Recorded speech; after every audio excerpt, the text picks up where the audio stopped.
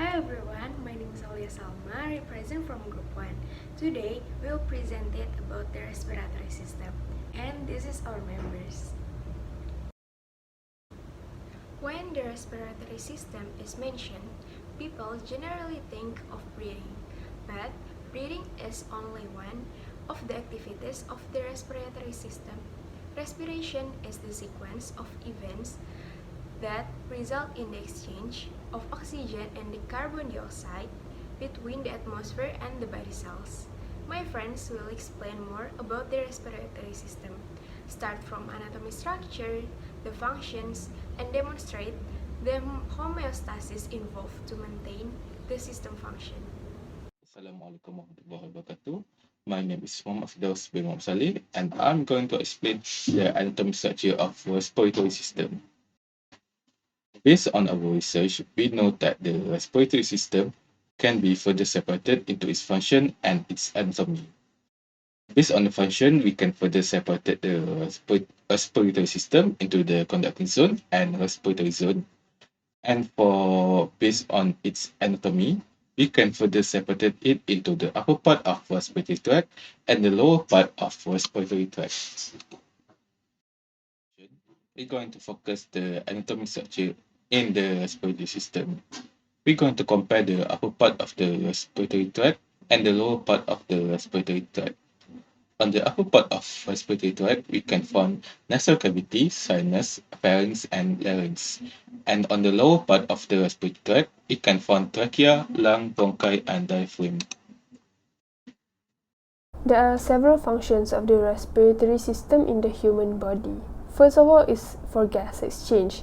It is a process of supplying oxygen to the cell and releasing carbon dioxide.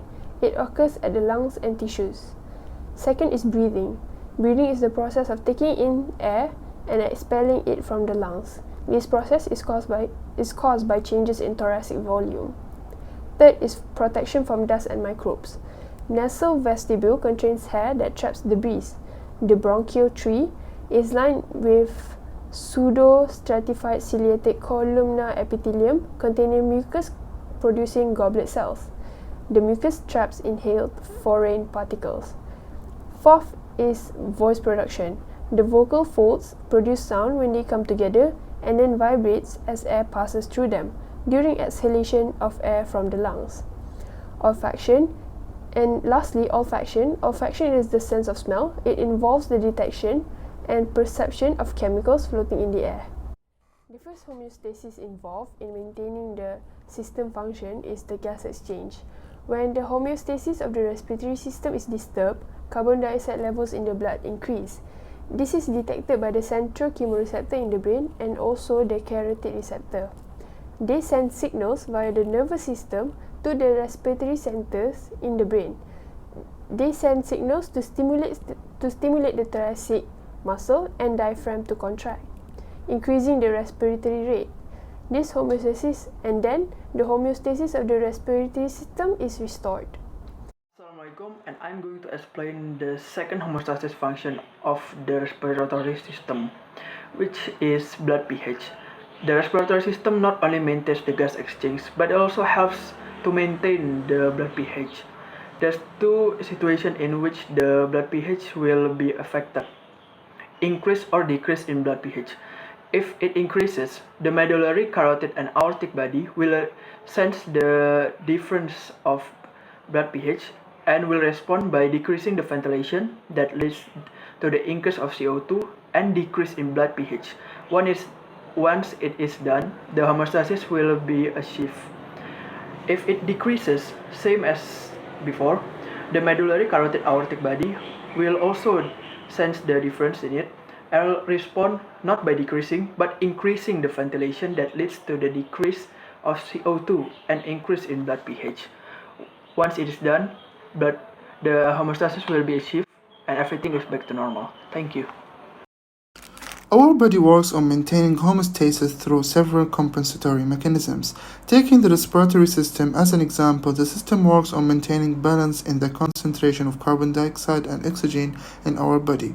In case the amount of carbon dioxide increases, our respiratory system compensates through hyperventilation that makes us breathe more.